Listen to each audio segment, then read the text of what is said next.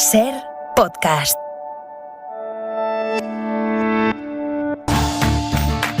Entre los incendios que siguen calcinando buena parte de España, entre el racionamiento de energía que prevé la Unión Europea, primero voluntario y ya veremos si obligatorio, si es que Putin decide cerrar el grifo del gas definitivamente, con la inflación, la pandemia y todas las dificultades que tanta gente está pasando, me parece casi un acto de heroísmo o al menos de optimismo vital que alguien busque el amor de la manera que sea, aunque sea poco ortodoxa. Yo creo que todo Mallorca y Matías Vallés sabe de lo que estoy hablando. Matías, buenas tardes. Buenas tardes, Marta, en efecto. Cuéntanoslo a Anaíris Simón, que la tengo aquí a mi lado. Anaíris, buenas tardes. Buenas tardes. Bueno, cuéntanos, Matías. Creo que exacto, tengo el tribunal exacto para juzgarlo. Una chica, una mujer joven de Navarra, contrata con un periódico regional, en este caso Diario de Mallorca, que durante 4 días en la portada de papel, y solo de papel, aparezca un anuncio en portada, repito, con el siguiente texto: Mallorquín de Alicante roba el corazón a una navarra el 6 de julio en estos Sanfermines. Aludido, escriba apartado 412231007, Pamplona, Navarra. Y a partir de aquí es donde surge todo el tema. Por supuesto, el diario lo único que puede decir es que al tratarse de un procedimiento tan original hay que empezar diciendo que es cierto, es una declaración de amor correcta, se habló con una persona joven, que es la navarra, y está claro aquí el medio es el romanticismo y el romanticismo es el mensaje. Él salió durante 4 días y este mensaje, como un mensaje en la botella lanzado a través del periódico, ha tenido una gran difusión, hay que decirlo, por ejemplo, en todos los canales televisivos, también en Navarra, también en el País Vasco, y claro, es una publicidad dirigida a una sola persona, ¿no? Como lo dice, abstenerse, los no aludidos, abstenerse.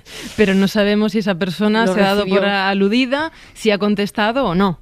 No, es decir, la resolución yo creo que no se sabrá por lo menos ya desde este lado del Mediterráneo, no digamos desde Mallorca. Quizá en algún momento en Navarra pues se pueda localizar a la mujer que quiso, le llamo enamorada porque dice roba el corazón, es decir, aplico sus propias palabras. Entonces, esta mujer enamorada prefirió la discreción y eligió esta fórmula, además mediante... Todo es muy raro, ¿no? Porque incluso el aludido igual es una persona que nunca ha escrito una carta, ¿no? Y una persona de 20, 25, 30 años puede que no haya escrito nunca una carta de papel clásica, ¿no? Entonces tiene que elegir ese sistema.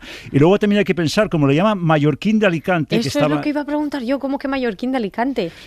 Tiene que ser, yo no sé si esto, claro, es el texto y de verdad que no sabemos más, pero puede que sea o un mallorquín residente en Mallorca, por decirlo así, que nació en Alicante, sea accidentalmente o no, o al revés, un mallorquín que esté instalado en Alicante. Pero yo ahí quería poner la incidencia numérica, ¿no? Haciendo Sherlock Holmes. Ese día del chupinazo en Pamplona, ¿cuántos mallorquines vinculados a Alicante había? Pues igual había uno solo, ¿no? Claro, que tiene que ser el elegido. Esa es la clave, claro. ¿Y cuántos mallorquines de Alicante jóvenes leen el periódico en papel? Porque si me dices que el anuncio estaba solo en papel... Exactamente, y entonces en principio esto es limitado. Es verdad que en el entorno regional son pues decenas de miles de lectores, según los datos estos estadísticos que se tiene. Ella paga una cantidad que se puede decir que no hay ningún problema. Se sabe, sí. Sí, son unos 500 euros, son 4 días en portada. Es caro, pero claro, ¿qué otro procedimiento podía haber elegido? Claro. Es decir, esto en Mallorca tiene la difusión. Yo no creo ya que llegue a la persona en cuestión.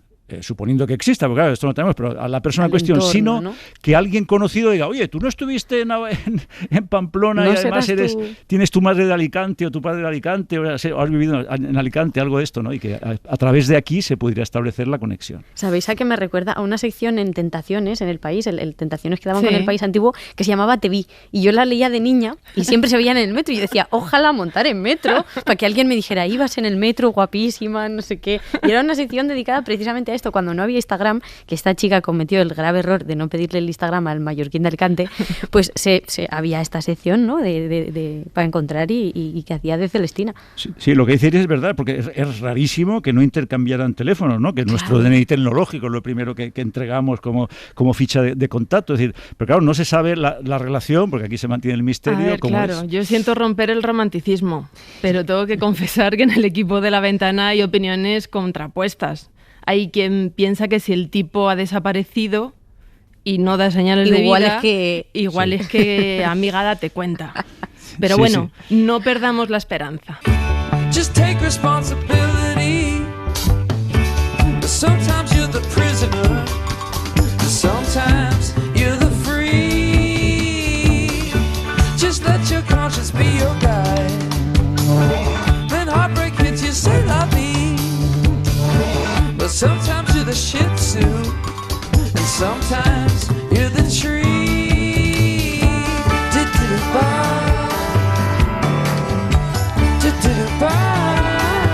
That's right. Ahora sí, Marta Fernández, buenas tardes. ¿Qué tal? Muy buenas tardes, ¿cómo estáis? Pues muy bien, te unes aquí a la conversación después de esta nota de amor que ha aparecido en el diario de Mallorca. Sí, es que he llegado tarde porque estaba yo poniendo una nota de amor también en el diario de Mallorca para hacer contraprogramación a la señora. Que tú también buscas a un mallorquín de Alicante. ¿Quieres un mallorquín de Toledo, a lo mejor, un mallorquín del Ferrol? No sé. Mira, un mallorquín de Toledo me gusta mucho. Oye, más de 60.000 hectáreas se han calcinado en lo que va de verano en todo el país. Hemos visto a vecinos de Castilla y León, por ejemplo, que cavaban cortafuegos ellos mismos para evitar el avance de las llamas, a equipos de emergencias dándolo todo, ciudadanos intentando apagar incendios con mangueras, con cubos, como podían, ¿no? Y centenares han tenido que ser desalojados de sus casas por un peligro inminente. Algunos han podido ya regresar, pero otros no, porque sus casas han sido arrasadas por las llamas. No, y mi vida entera, que la tengo ahí. Mis recuerdos y mi todo. Si no hacemos nosotros un poco, pues claro, la gente está muy extendido el fuego, no puede atender a todo. Es imposible. Así cuando hay una emergencia tienen que mandar más gente. ¿Veis aquello? Aquello es una casa que se está quemando ahora mismo aquí en San Martín de Tábara. Ahí hay otra, ahí están los bomberos. Hacer lo que haga falta, apoyando tanto a las personas que están trabajando como a las que vivían en la zona y quieren o ir a ver a los animales, o pueden regresar a sus casas, o pueden, una vez que está autorizado, recoger lo que necesiten de sus casas. Y pues hemos estado los del pueblo ayudando encima en todo lo que podíamos, y de repente pues se ha vuelto a descontrolar el fuego en las cercanías de Ateca y pues empezaba a entrar el humo ya por las calles, empezaba a escucharse sirenas y pues hemos decidido, como mucha otra gente, pues en venirnos a buscar familiares a Calatayud, a buscar familiares en pueblos que estaba más o menos tranquilo. Hay equipos especializados para atender a personas desplazadas, pues con refugios, con ropa y comida. Son la primera ayuda que reciben estas víctimas de catástrofes de este tipo. Una de esas personas es Silvia Montalvo Robles, que es coordinadora provincial de Cruz Roja en Zamora. Silvia, buenas tardes. Hola, buenas tardes, ¿cómo estáis? Silvia, bien, estás trabajando en una de las zonas más devastadas por los incendios estos días, estás trabajando en Zamora, estás manejando el equipo de respuesta inmediata de intervención psicosocial, pues para asistir en todo lo posible a las personas desplazadas. ¿Qué es lo primero que necesita pues una familia que ha tenido que dejar su casa casi que de un minuto a otro para salir de las llamas? Bueno, pues en estos momentos, estos días que hemos pasado interviniendo con las familias y acogiéndolas en ese primer momento que son desplazadas, ¿no?, de sus domicilios por motivos de seguridad, hasta los albergues que hemos habilitado desde Cruz Roja, lo que necesitan es una gran acogida, escucharles, necesitan hablar, necesitan expresarse y vomitar toda esa frustración que están sintiendo en este momento, dada la situación pues en sus municipios, sus casas, sus vecinos, y lo que necesitan es muchísimo apoyo, muchísima comprensión y sobre todo que estemos a su lado para intentar hacerle más llevadera la situación tan alarmante que están viviendo en este momento. Una de las vecinas que contaba lo que le había pasado no se centraba en la pérdida económica de la vivienda, que sería lo que a lo mejor pensaríamos todo inmediatamente, sino que lamentaba haber perdido, decía, mi vida entera, mis recuerdos. ¿Esto puede ser incluso tan grave como la propia pérdida material de la casa o el riesgo de perderla? Sí, exactamente. Sí, exactamente. Nosotros nos estamos encontrando ahora mismo con personas que vienen en esa situación, ya no tanto la pérdida en sí, como bien decíais, de sus bienes, de sus enseres, de esos materiales propios, sino a toda una vida en la que pues han nacido, se han criado sus padres, sus abuelos, en los que es una zona, las zonas de Zamora que han sido ahora mismo devastadas por el fuego, son unas zonas rurales muy tradicionales en las que las personas han vivido toda su vida allí con sus mismos vecinos, con sus mismos familiares, y no se ven el día de mañana, en el tiempo que han estado en el albergue, tenían muchísima preocupación en no saber qué se iban a encontrar cuando volvieran, si iban a tener esos recuerdos, si iban a tener esa casa, ese abrigo en el que han vivido y se han sentido seguros toda la vida, y la incertidumbre pues era a su pesar una de las mayores preocupaciones que tenía, que se iban a encontrar cuando volvieran. Oye, Silvia, y en ese sentido, como vemos que la pérdida no es solo material y económica, que es en lo primero que pensamos los que no sufrimos eso, se les proporciona también, aparte de un albergue y alimentos y tal, asistencia psicológica o algún tipo de apoyo en grupos o... Sí, nosotros la intervención que estamos haciendo desde Cruz Roja, coordinado con el resto de entidades e instituciones que nos ayudan y voluntarios, sobre todo también particulares, que se han acercado a apoyarnos, es una intervención integral. Por un lado, como comentabais, está esa intervención de primeras necesidades básicas en las que se les proporciona pues una cama donde dormir, material de abrigo, kit de higiene, cualquier cosita que necesiten para hacer más llevadera la situación de desplazamiento mientras dure. Pero luego, y si cabe más importante, es ese acompañamiento emocional que hemos estado realizando con ellos, analizando y observando muy específicamente también qué familias, qué colectivos más vulnerables, sobre todo las personas de edad más avanzada, si venían solas o acompañadas, si venían más o menos desubicadas, intentar ser su hombro en el que apoyarse, intentar ser esa persona con la que puedan expresarse, con la que puedan llorar, con la que puedan pues contarnos todo lo que están viviendo y sintiendo por dentro, y se intenta hacer ese acompañamiento, esa ventilación emocional para que normalicen esos sentimientos, para que esa rabia, esa frustración, todo lo que sienten lo expresen, nos lo transmitan, e intentar luego apoyarles con pautas de apoyo psicosocial para hacer más llevadera la situación y hacer un seguimiento de todas las situaciones que se nos pueden dar algo más complicadas, porque como os decíamos, al ser personas, la mayor parte, un 80% de mayores de 65 años, han venido también con algunas patologías pues de salud mental, con algunos diagnósticos más detallados, que había que hacer una intervención más específica con algunos de ellos, y ha sido una intervención muy bonita, ha sido una intervención muy dura, muy cansada, pero realmente ha sido tan necesario hacerla, y creo que las personas se han comportado tan bien el tiempo que han pasado aquí, que realmente es fundamental hacer esa intervención social, no tanto ya necesidades básicas, sino ese acompañamiento. De hecho, dejadme que incorpore a la conversación a Vicente Martín, que es psicólogo, es coordinador del Grupo de Intervención en Emergencias y Catástrofes, y creo que también está en Zamora. Vicente, buenas tardes. Hola, buenas tardes. Zamora hemos acabado ya. Acabado en torno a las 2 de la tarde. No recuerdo si a 2 y pico, 2 personas a esa hora son. Ahora nos hemos trasladado al pueblo ¿cómo se llama? Mota del Marqués. La Mota del Marqués. A Mota del Marqués. Decía Silvia este dato del 80% de las personas son mayores de 85 años. ¿Cómo se aborda una situación así de trágica con los mayores, Vicente? Vamos a ver, pues nosotros en el momento que llegamos creamos diferentes escenarios lo más íntimos posible, y los organizamos bien por comarcas, bien por pueblos o bien por familias. Sí se puede, y en este caso de grandes, digamos, emergencias o catástrofes, a lo mejor no se puede hacer de una forma, digamos, tan íntima, pero sí tratamos que en los comedores, y sí tratamos luego que en las zonas estén agrupados, ya te digo, por familias, pueblos o comarcas.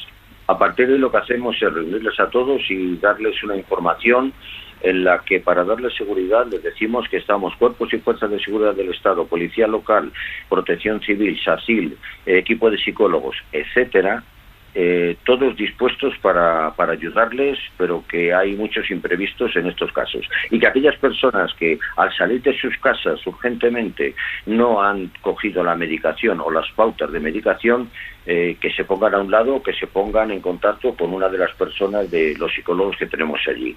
Ahí se les cogen los datos, inmediatamente nos ponemos en contacto con el alcalde o el delegado territorial o el centro coordinador del 112, y ya nos gestionan que abran la farmacia, los medicamentos, un médico si es necesario, y a partir de ahí, una vez ya que cuidamos su integridad física, que es lo primero que hay que hacer, empezamos ya a trabajar con todo el tema psicológico y emocional. Vamos, lo psicológico es emocional, es cognitivo y es conductual, es lo psicológico.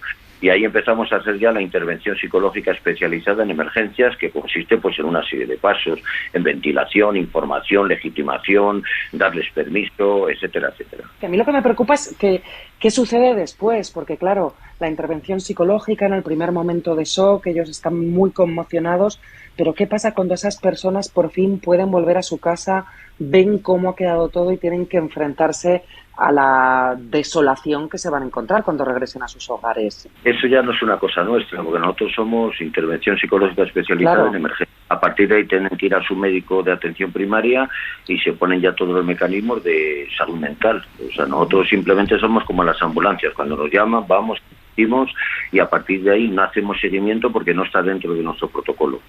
En esta situación de emergencia, que es donde ustedes intervienen, ¿cómo es más conveniente enfrentarse emocionalmente a la pérdida? ¿Con la entereza que a veces se predica? ¿Es mejor abandonarse y llorar? ¿Qué les recomiendan a las víctimas, a los desplazados? Pues lo que se recomienda es que inicialmente se dejen llevar por sus emociones. Ojo, emociones, no conductas, no conductas físicas, sino emociones. Si tienen que llorar, que lloren. Si tienen que angustiarse, que se angustien.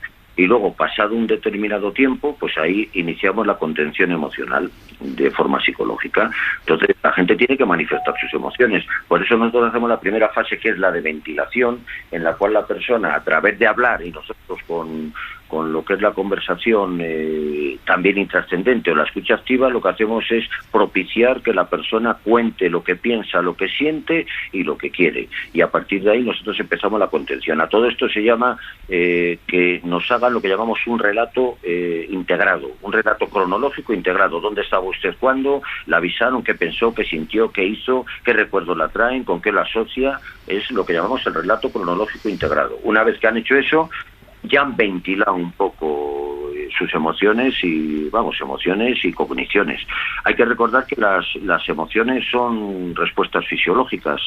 Entonces, simplemente lo que hacen es dar palabras a esas emociones. La emoción en sí no es que se ventila con el lloro, o con la ira, o con la rabia, o con la impotencia, o con la indefensión, pero a nosotros lo que nos interesa es que eso pase de la amígdala, que es el órgano receptor, el órgano integrador de las emociones, que pase a la corteza cerebral. Y en la corteza cerebral se le da nombre y entonces ya se distribuye por toda la corteza cerebral y entonces ya es cuando la gente empieza a sentirse un poco mejor.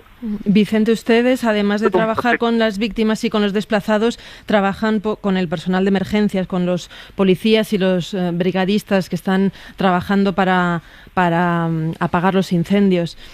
¿Cómo se les ayuda a estas personas? Hay dos modalidades. Una es el defushing, que es en el mismo día o prácticamente horas después, por ejemplo, cuando ha ocurrido la desgracia del brigadista, ¿no?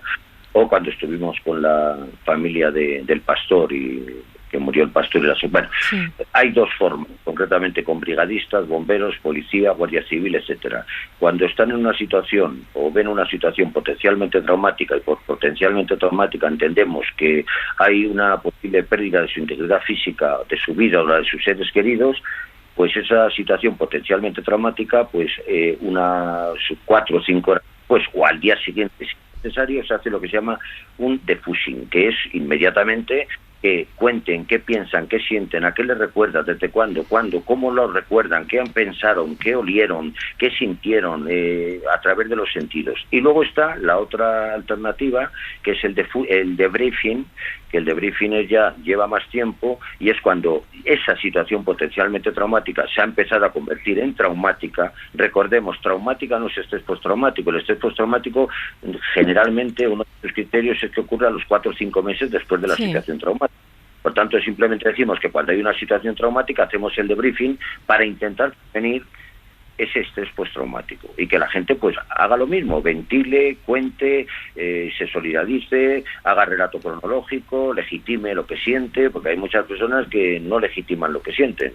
Y luego ante las pérdidas, pues el proceso es igual, el protocolo es muy similar en todos los casos. Pero claro, tiene que ser especializado, no puede ser así como así. Es decir, esto tiene un proceso y tiene que haber una experiencia y tiene que haber una formación y una profesionalización del tema. Vicente, a mí me gustaría preguntarle por ustedes, ¿no? Por los psicólogos, porque como profesionales seguramente tengan una serie de pautas, ¿no? Para reponerse a estar constantemente expuestos también, igual que esos fuerzas y cuerpos de seguridad del Estado, a emergencias y a catástrofes. ¿Cómo es llevarse a casa, ¿no? Lo que se llevan ustedes a casa, ¿no? Los psicólogos también. Pues nada, normalmente una de las pautas que tenemos es hacer posible no contar nuestras experiencias en casa.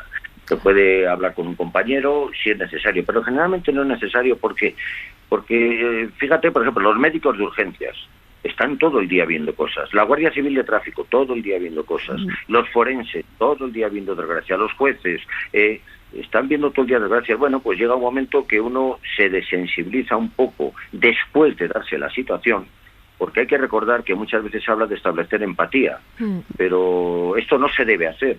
Tiene que parecer que establecemos empatía, pero uno no se puede estar... Mira, en el último término en Zamora hemos tenido 800 personas. Si hemos intervenido con 300, desde luego no vamos a empatizar con cada una de ellas, porque entonces es cuando emocionalmente quedaríamos tocados. Entonces simplemente hacerle trabajo profesional y seguir un protocolo de intervención. No lo que a uno se le ocurra, sino si tú sigues un protocolo de intervención según la especialidad, pues no hay ningún problema en la implicación emocional.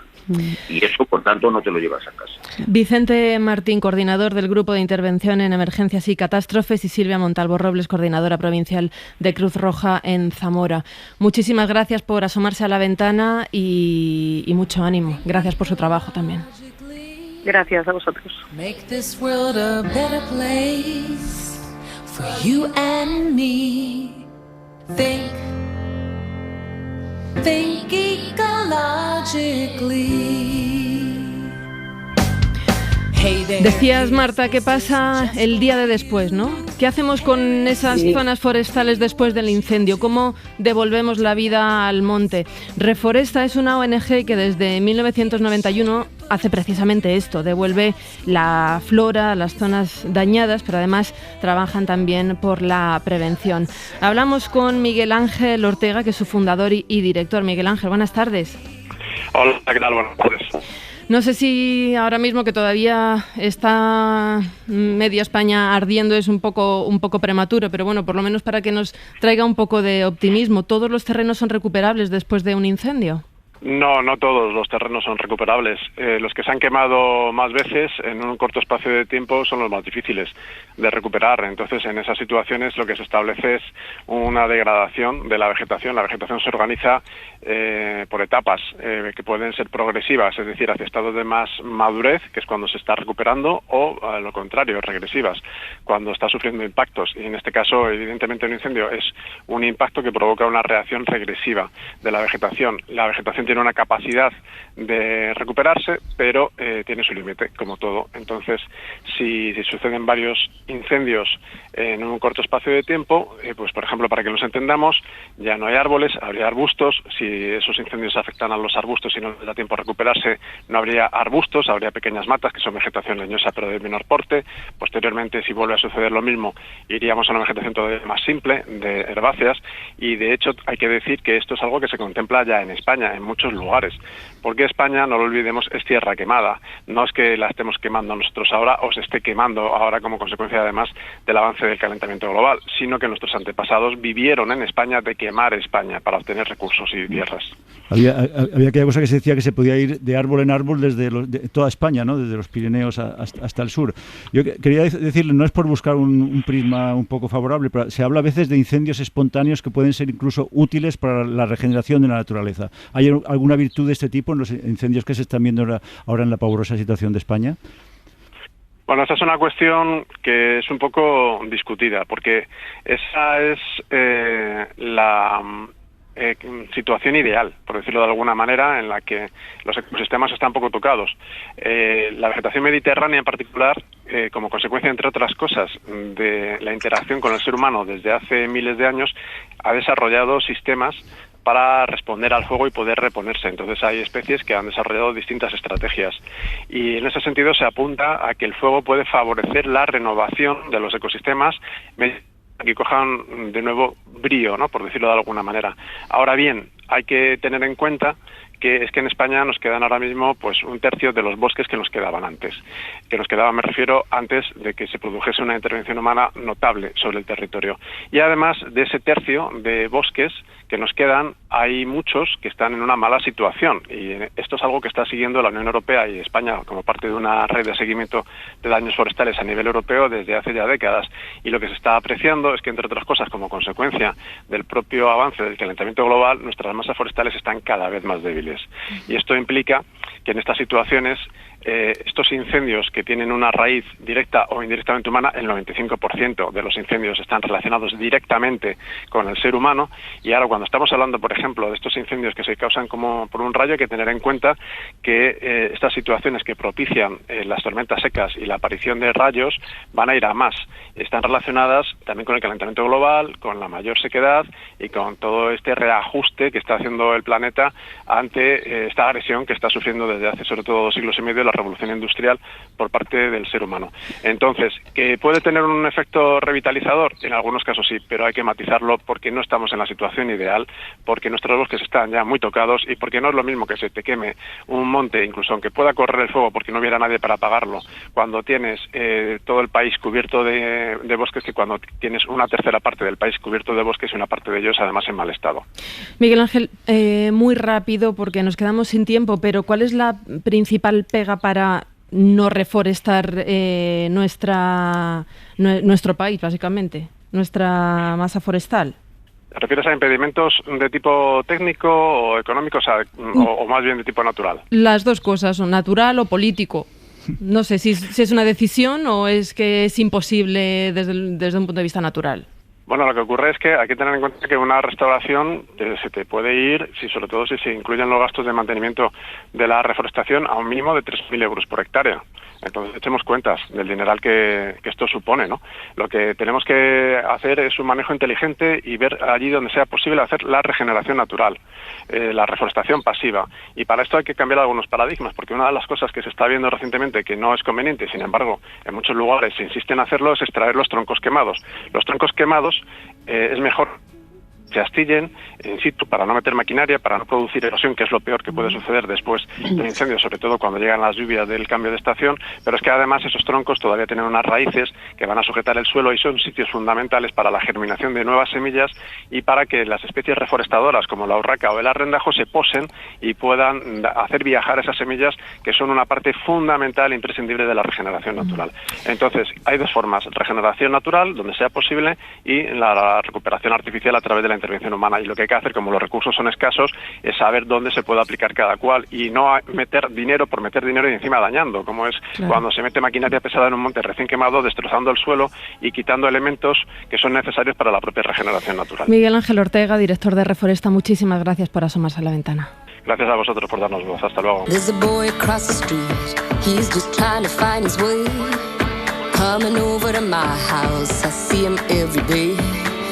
Mom and dad are busy, they never have the time to listen to his feelings, what's playing on his mind. Son las 5 menos 20, las 4 menos 20 en Canarias, y aquí estamos tomando café con Matías Vallés, con Ana Iris Simón y con Marta Fernández. Yo digo que cuando tengamos que celebrar noticias, porque las haya, las celebremos, ¿no? ¿Qué os parece? Hombre, bien, ¿no? Sí, Hombre, cuando por todo lo alto. Bueno, pues es que... Después del escepticismo con que ha sido recibido mi declaración de amor, no sé no, ya verás cómo... Estamos un poco cenidos, ¿no? Con esta noticia no hay ninguna duda, porque... Bueno, escuchadla. Venga, Katir hasta el final. Katir es tercero. Vamos, Katir. No, Katir puede colgarse la medalla. Wayman Jacob Wayman, García, tercero. Con Mario García Romo cuarto. Gana Wayman, campeón del mundo. Bueno, esta madrugada hemos sido medalla de bronce en los 1500 metros de atletismo, que ha ganado Mohamed Katir y que retransmitía así Televisión Española. Es la segunda medalla de la delegación española tras el bronce de Asier Martínez en los 110 metros valla. Y bueno, nos ha llamado la atención la historia de Mohamed. Nació en Marruecos, su padre cruzó el estrecho en los años 90 para llegar a nuestro país. Se asentaron en Huesca y años más tarde se mudaron a Murcia, y fue allí donde conoció al que ha sido su primer entrenador, a Cristóbal Marcos.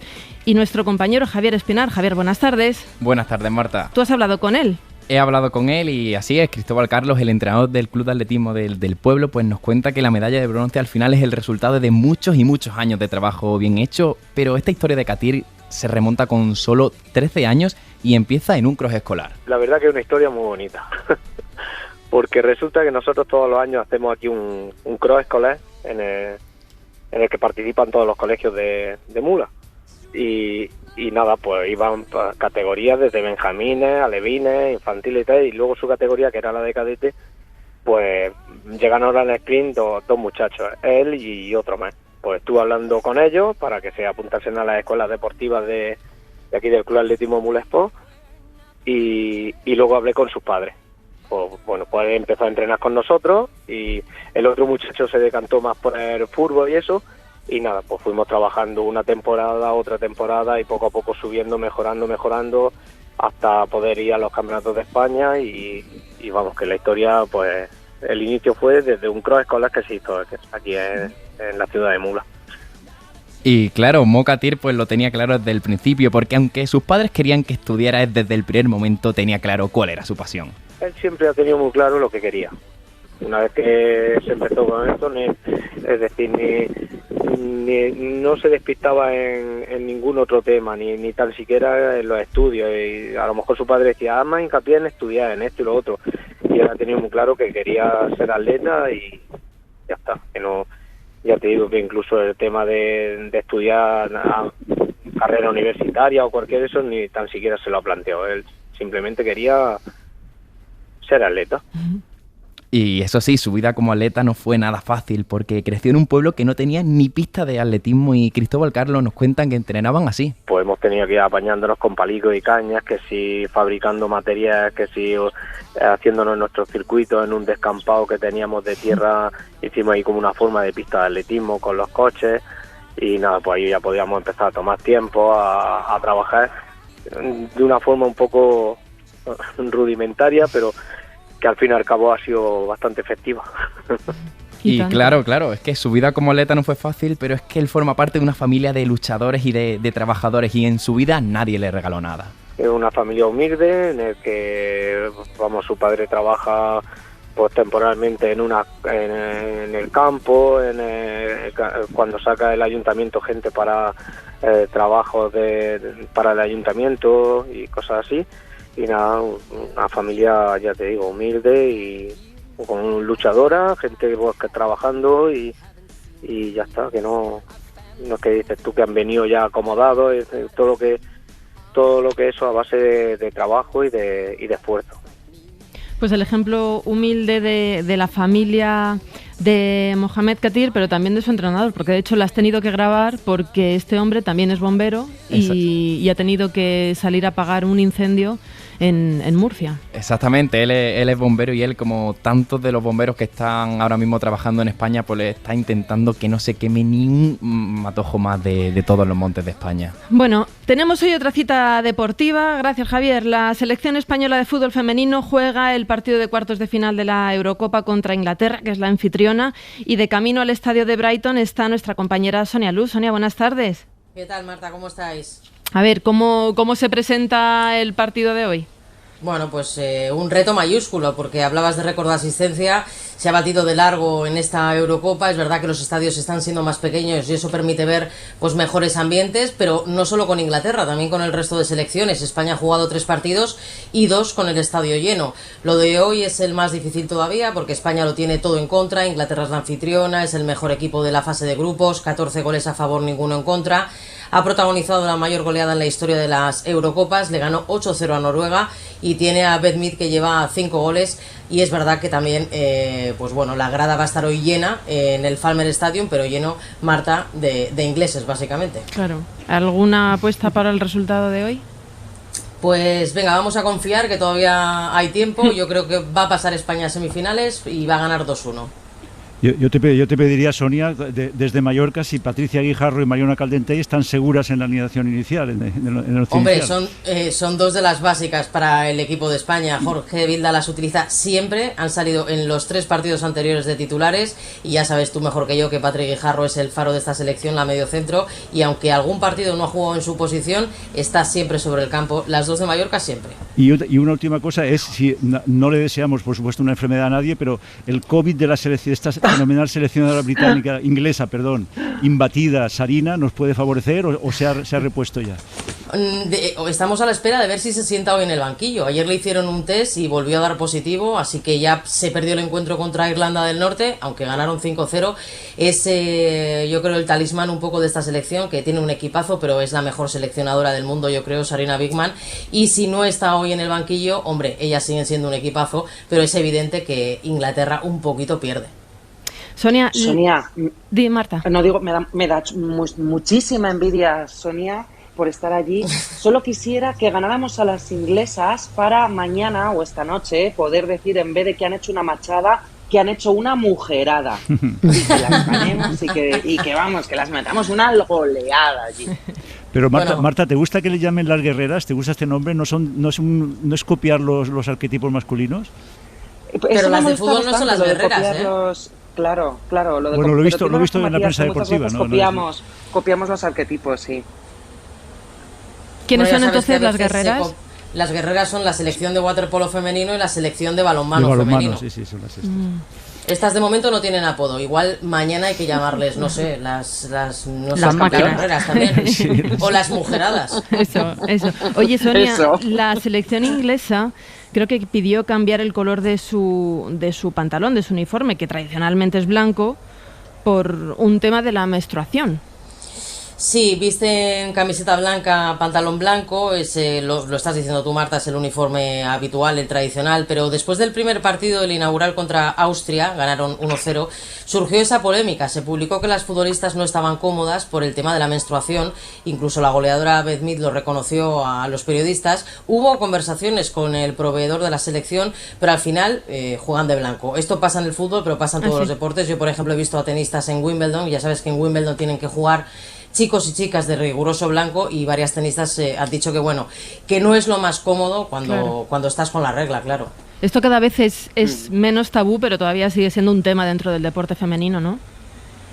Pues sí, es tema dentro del deporte femenino y tema para todas nosotras, porque si tú, por ejemplo, tienes una mala regla y te toca presentar el programa, Marta, pues lo sufres también. Pero es verdad que el deporte femenino está rompiendo también ese tabú y está intentando, pues yo qué sé, a través de su altavoz, hablar de un tema que nos preocupa a todas. Y las jugadoras, tú que tratas con ellas, Sonia, ¿lo han normalizado? Y también quería saber si siguen estos procedimientos extremos de tratamientos anticonceptivos para no tener, por ejemplo, la regla durante un campeonato. ¿Cómo es la situación ahora mismo?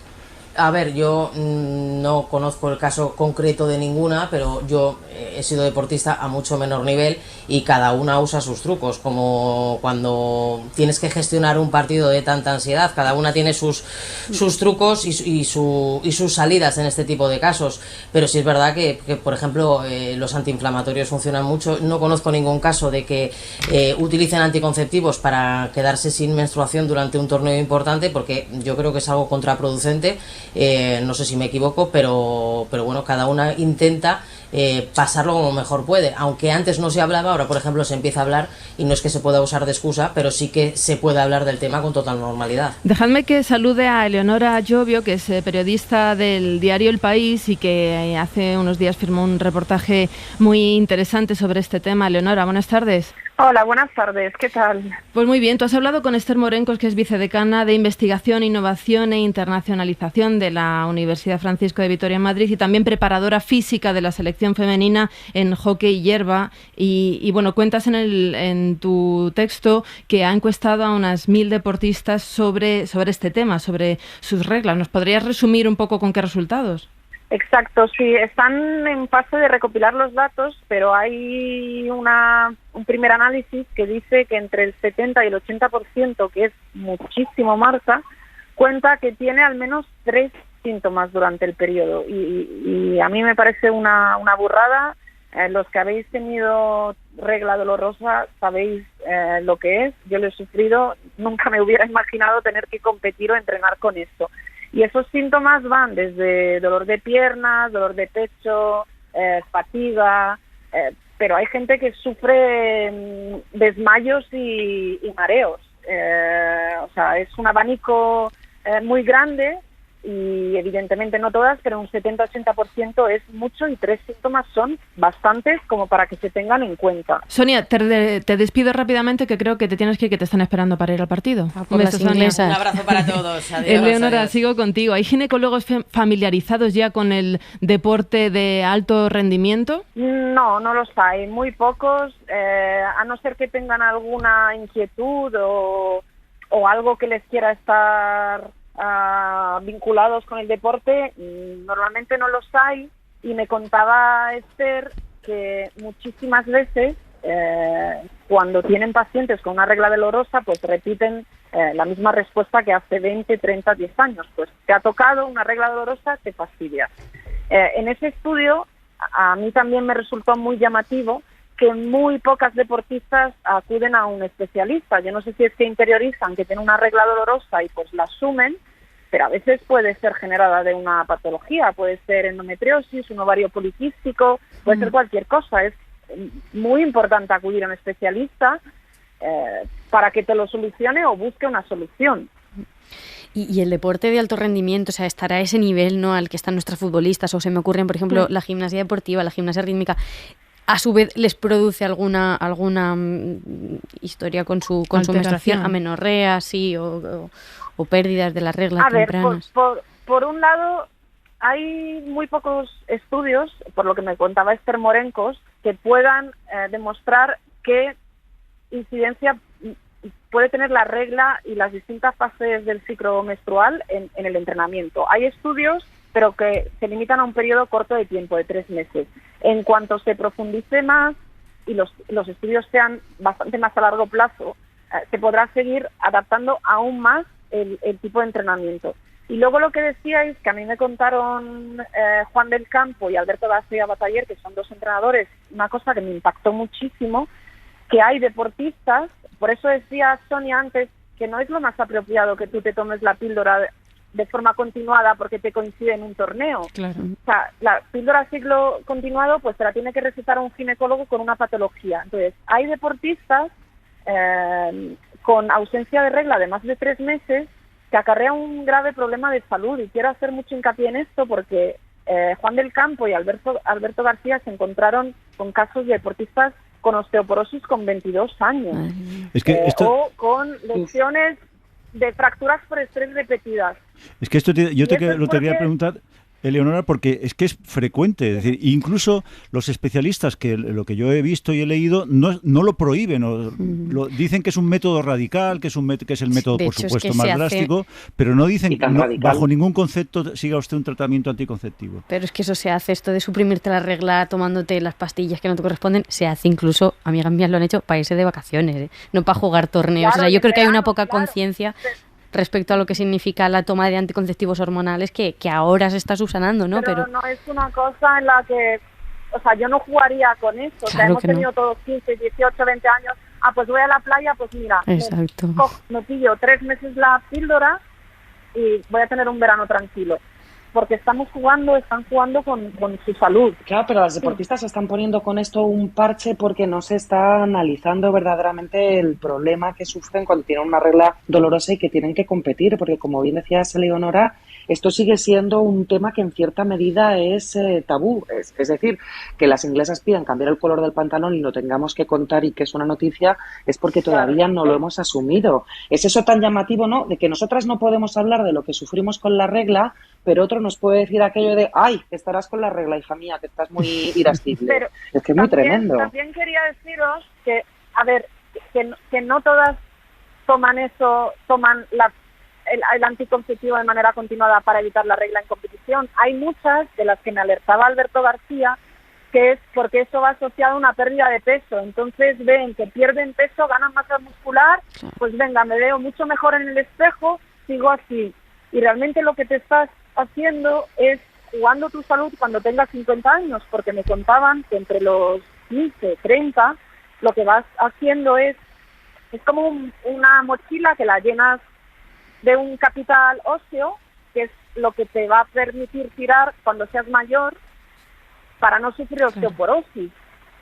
Quiero decir que no es una cosa con la que se pueda jugar, no, y que claro. hay casos que se hace porque hay un problema psicológico, de alimentación, son muchos los motivos. Y a mí os cuento que me impactó mucho, así como me impactó que hay un 70-80% que tiene que lidiar con 3 síntomas, ya no solo en competición, sino en tu día a día y en el entrenamiento, con todos sabemos, vosotros también, cómo son los deportistas y las deportistas, que tienen un umbral de dolor muy alto, están acostumbradas a entrenar con molestias, interiorizan y toleran todo, pero es que llega un punto en que no se puede, o sea, que se puede parar, y además no es parar, es adaptar tu entrenamiento al momento en el que estés. Leonora Llobia, muchísimas gracias por darnos pie para tratar este tema. Un abrazo, compañera. A vosotros, un abrazo, hasta luego.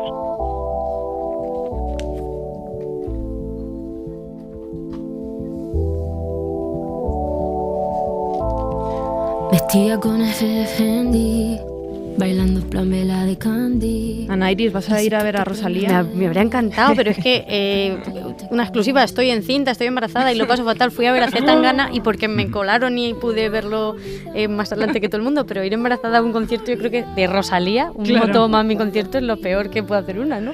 Javier Alonso, tú sí estuviste anoche. Yo sí estuve anoche, sí lo vi. Compañero de Redacción Madrid. Sí, ¿Qué tal? ¿Cómo fue? Porque hemos visto de todo por redes sociales, críticas. He visto la que se ha montado en redes, todavía no me lo creo, un poco estoy anonadado con la discusión. He de decir que aquí ha habido un problema de gestión de expectativas. Yo, que también el otro gran concierto que he ido esta temporada ha sido el de Zetangana, mi opinión es, si quieres ver música en vivo, vete a Zetangana. Vocalmente está muy por debajo de Rosalía, pero es verdad que Rosalía cantaba con una base grabada, entonces el espectáculo es ella y ella monta un show espectacular. Pero es cierto que a mí me esperaba más. Una artista de talla mundial no esperas, por ejemplo, que empiece la actuación con un fallo de micros. Empezó a cantarnos en la olla durante varios segundos. Además, en radio sabemos cuando falla un micrófono, lo largos que se pueden hacer esos 10-15 segundos en los que no se te escucha. Falla un micrófono, le dieron otro, seguía fallando otros 15 segundos en los que no se escuchaba a Rosalía. Hubo fallos. Y luego a mí me parece un poquito frío porque el hecho de que solo esté ella y con música grabada, eso siempre desluce un poquito. Ella con los bailarines, ¿no? Ella con 8, creo que eran 8 bailarines, un show espectacular, eso sí hay que decirlo, espectacular, y ella vocalmente increíble, sí. Pero es verdad que nada que ver, por ejemplo, con Zetangana, que en momentos... Que fue con una gran orquesta. Efectivamente, Ana Iris... Ana lleva un dispositivo. Ana Iris puede confirmar, por ejemplo, había momentos en los que a lo mejor tenías 30 artistas con Zetangana en el escenario. Que en el concierto de Zetangana el que menos canta y el que menos protagonismo tiene es Zetangana, paradójicamente, ¿no? Y yo creo que en el concierto de Rosalía es lo contrario, es el hiperpersonalismo. Efectivamente. Y ella que es arrolladora. Pues. Él es muy inteligente, es consciente de sus carencias, y yo creo que él dejó espacio en esta gira a artistas que brillan mucho más que él, bajo su dirección. En este caso se intenta que brille sobre todo Rosalía, pero es verdad que cuando tú vas a un concierto esperas que no toda la música esté pregrabada. Yo, por ejemplo, juraría que solo suenan 2 instrumentos en directo en 2 canciones, en uno el piano, todos tocados por Rosalía, y en otro una guitarra. Suscríbete a La Ventana. Todos los episodios y contenidos adicionales en la app de Cadena SER y en nuestros canales de Apple Podcast, Spotify, iVoox, Google Podcast y YouTube. Escúchanos en directo en la SER de lunes a viernes a las 4 de la tarde. Cadena SER. La radio.